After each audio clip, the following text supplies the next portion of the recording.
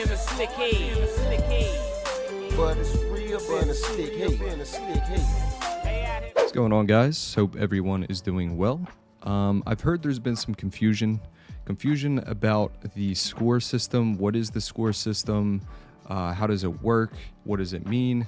So in this video, we're just going to go over everything that I know currently about it and hopefully clear up some of the confusion for you guys. So yeah, right here is my current best. I made a community post about it. You guys shared yours, and a lot of you guys apparently have a better score than I do with your runes. So I guess I'm the one that's behind here when it comes to my community. But anyway, let's get into this. So the first thing you want to do to see, or to get to like your highest score rune, is to go down here, click on this, and then come to the bottom here where it says score. That way you can organize which rune is your highest rune for each slot here. So this is my highest tier, and that's how you do that. I know some people were kind of confused as to how to get to that, but there it is. And yeah, so now we're gonna take a look at some unupgraded runes here so we can kind of determine what's the difference, what makes up that score initially. And so to start here, we have this rune, which is at 57, starting off at 57. And then we go over here to a epic rune, or hero rune. Sorry, that's not epic. I don't know what game I'm thinking of. So we go to the hero rune, and this one's at 60. So how does that make sense? You have a legend rune that has a lower score than the hero rune. And I'm gonna explain why. The reason is because the score is based off of the rolls of the runes. And what I mean by that is if you hold down on the number here, the numbers, the substats down here, and you look to the left of it where it says property range, this is what determines the type of roll that you got on that rune. So as you can see for the first one, crit rate, we got the max roll into crit rate because it can go from 4 to 6. So 4, 5, or 6, it went max roll. You go down to crit damage, we almost got max roll there. And then same thing for attack, almost max roll. And then this fourth substat up here also adds to it. So this was a decent roll into flat HP. And then we go over to this rune over here. And as you can see, lowest roll in resistance, max roll crit damage, almost lowest roll into flat HP, and the lowest roll into accuracy. And then also, I believe the lowest roll into speed for the fifth slot, the fifth grind. So that is why this number is just a little bit lower than this hero rune, even though the grading of the rune is lower.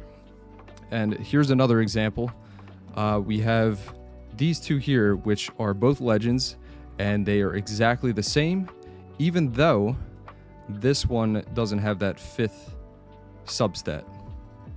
So the reasoning's pretty much the same, right? If you go over to here, we already went over it. These have low rolls into them, but if you go over to here, it's the same thing as the hero rune. Almost maxed out HP, low roll into crit rate, high roll into flat HP, and the highest roll into attack percentage.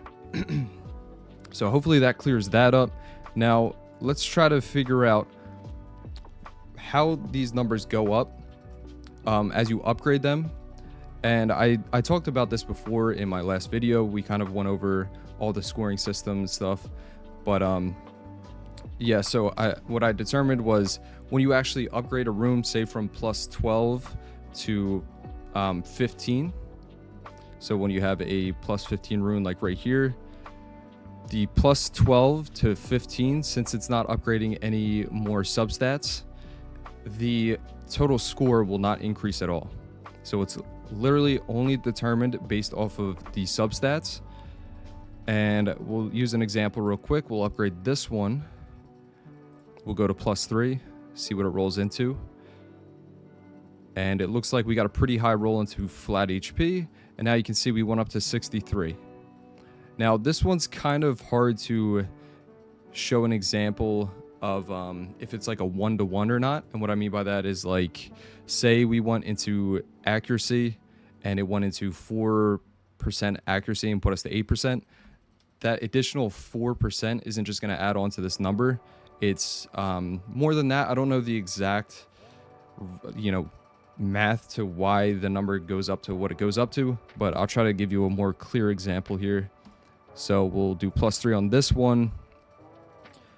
We went up to 15. We got 8% more. So logically, you would think, that score would go up by 8 or something similar to that, right? Like maybe ×2 or something.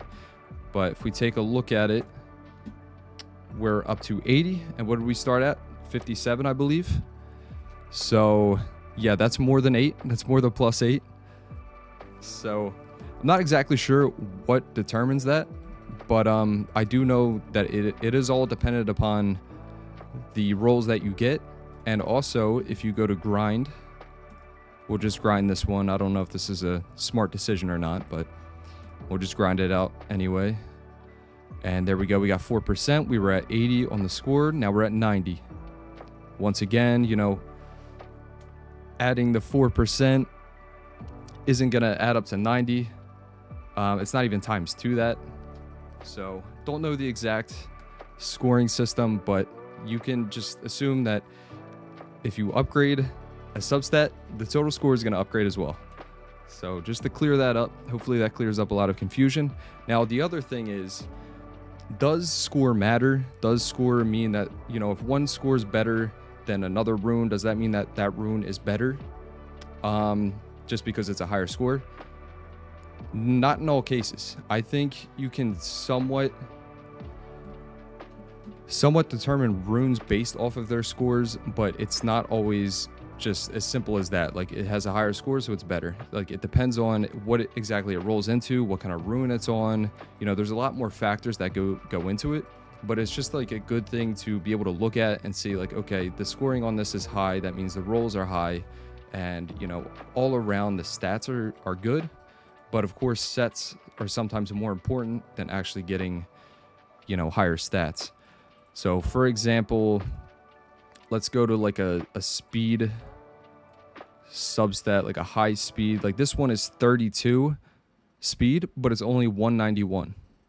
Whereas I go down to this one, my highest score rune on my account, and the speed on this is only 12, but this is 227 because all the other substat rolls are higher, as well as I was able to grind out 3 of these stats on this rune, and it also has a high 5th substat on it. So that's why it's, the number's so high with this one. Let me show you one more example to make this hopefully a little bit more clear for you guys. All right, so here's another example.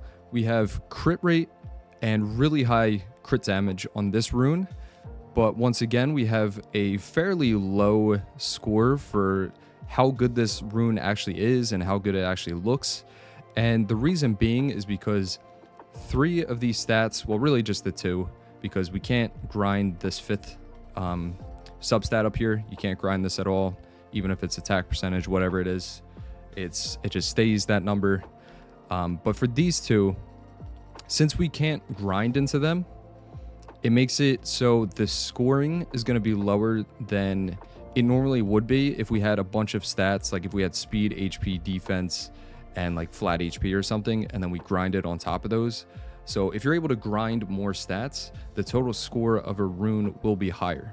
But once again, that doesn't always determine that the rune's better, because like, for example, this rune right here, really high crit damage and crit rate, and the scoring's not even breaking 200. And that brings me to my next point, which is what makes a good rune? Like, what's the score that you should be going for? Is there a specific scoring that determines a rune is good or not? I think it's more of personal preference. I like to say that around 150 is good enough. Some people, if you're like a really endgame player, maybe you only take 200 grade runes, 200 or plus, 200 or above.